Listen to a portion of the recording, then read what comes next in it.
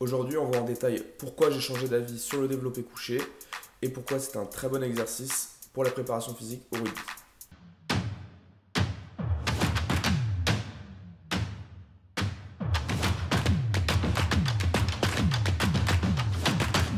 Salut à tous et bienvenue sur la chaîne Barbell Préparation Physique. Alors pourquoi je dis changer d'avis, c'est vrai qu'il y a quelques années maintenant, on va dire, ou un an et demi et quelques, j'avais un point de vue un peu plus critique sur le développé couché, dans le sens où je trouvais ça pas forcément ultra utile pour le rugby, et même que j'aurais mis au-dessus de ça en termes d'ordre de priorité un overhead press, juste une poussée au-dessus de la tête, mais quelque chose qui engageait plus les épaules et le tronc. J'aurais vu ça comme plus utile et le ranger dans la catégorie des exercices qui ne sont pas forcément prioritaires au rugby. Alors, ça ne reste pas un mouvement prioritaire que absolument tout le monde doit faire, mais je vais aujourd'hui dans cette vidéo détailler pourquoi c'est un bon exercice et pourquoi la plupart des joueurs de niveau amateur ou semi-amateur, même pourquoi pas des fois professionnels, devraient faire cet exercice-là ou des variations de cet exercice-là.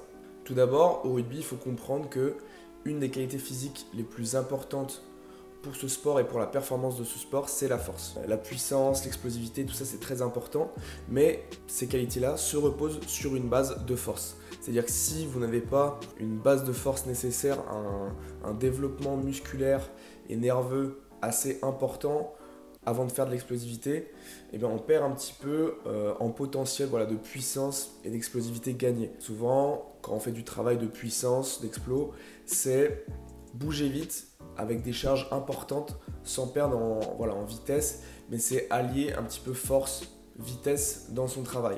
Or, s'il nous manque une base de force, eh bien, même si on arrive à bouger vite, si on arrive à être explosif, les charges sont tellement minimes, la tension mécanique est tellement minime qu'on n'a pas autant d'adaptation que si on avait fait plusieurs cycles de force ou si on avait déjà un athlète bien développé.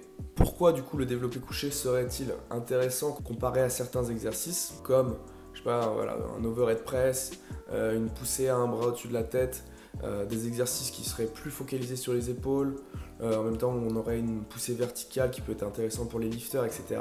Et bien tout simplement à cause de ce que j'ai mentionné juste avant, c'est la tension mécanique.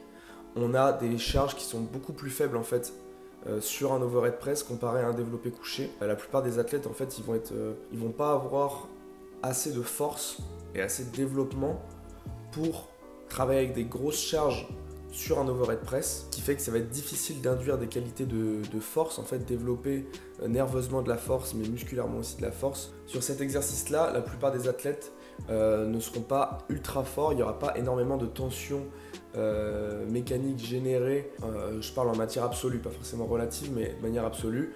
Ils vont pas mettre des grosses charges, ça va pas stresser le corps de la même manière. Parce qu'en fait si on a l'habitude par exemple sur des mouvements de bas du corps, peut-être un soulevé de terre, un squat, avoir des max entre 150 200 kg et plus. Quand on a une barre devant soi ou même derrière soi, si c'est une poussée derrière la tête qui est chargée à 40 kg, en fait on a une tension mécanique qui est pas très importante, et d'un point de vue nerveux on a des exercices qui stimulent déjà beaucoup plus de par la charge extérieure qui est très importante sur ces autres exercices, ce qui fait qu'en fait si je squatte mes séries de 5 à 150 kg, qu'ensuite je fais mes séries de 5 à 40-45 kg sur un overhead press, et le potentiel de force, de développement de force d'un point de vue nerveux, il sera pas forcément très important sur cet overhead press comparé à ce squat.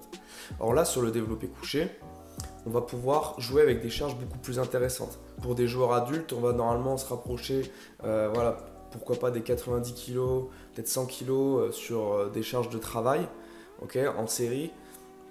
Moins bien sûr sur les athlètes plus jeunes, et puis sur les athlètes plus expérimentés, ce sera des charges encore plus élevées. Et donc ça nous permet avec cet exercice-là d'avoir un mouvement de développement de force pour le haut du corps, qui est un mouvement de poussée. On n'a pas beaucoup de mouvements de poussée haut du corps où on peut générer beaucoup de force et utiliser beaucoup de charge absolue. C'est pourquoi là-dessus le développé couché, il est pour moi supérieur à une poussée au-dessus de la tête, de par les charges qui vont être plus importantes qu'on va pouvoir utiliser. Une nuance que j'aimerais apporter par rapport à ça, c'est que de manière générale, pas forcément que sur le développé couché, mais aussi sur le squat, le soulevé de terre, tous ces mouvements-là, souvent on va regarder les pros, on va dire non mais eux ils en font pas autant que ça, c'est pas quelque chose de prioritaire, mais souvent en fait c'est des personnes, donc les préparateurs physiques là-bas, les coachs là-bas, ces personnes-là travaillent avec des athlètes qui sont déjà très développés, des trucs qu'ils ont bouffés quand ils étaient en pôle jeune, depuis qu'ils ont 16 ans, ils ont déjà des très bonnes performances sur ces exercices-là, ce qui fait qu'arriver à un certain niveau, c'est pas grappiller 5-10 kilos sur leur squat, sur le développé couché qui va faire que ça va devenir des monstres qui vont être meilleurs. Ça va se jouer sur du détail, sur du très spécifique. C'est pourquoi en fait on va moins retrouver ces exercices-là en priorité. Ça va être quelque chose d'un petit peu plus différent, même si je pense que ça a toujours sa place sur du hors-saison, sur de la pré-saison. Et il faudrait voir peut-être un peu plus le contenu qu'on a sur la préparation physique en top 14, quels exercices ils utilisent pour leur bloc spécifique. Je pense que sur du travail d'hypertrophie, sur du travail de force, du squat, du développé couché, du soulevé de terre, ça reste des bases qui ont fait leurs preuves. Cependant, la priorisation du développé couché et des autres exercices de base, mais là on parle du développé couché pour le développement de la force et de l'hypertrophie sur le haut du corps, ça va être hyper important pour toutes les personnes qui sont dans des catégories plus amateurs, du régional jusqu'à honneur, fédéral, même national pour certains joueurs qui n'ont pas forcément beaucoup d'expérience sur la préparation physique ou qui n'ont même pas forcément de développement physique et nerveux. Eh bien, avoir ce développement-là, ça va être hyper important et c'est pourquoi le développé couché, ça va permettre d'accélérer les choses en termes de prise de force et d'adaptation globale nerveuse de par la charge absolue qu'on peut mettre dessus qui est plus importante que sur la plupart de tous les autres exercices sur le haut du corps. Pour moi, il est hyper important dans la préparation physique au rugby, bien sûr, quand on n'est pas forcément à un niveau hyper avancé dans sa carrière et dans son développement physique.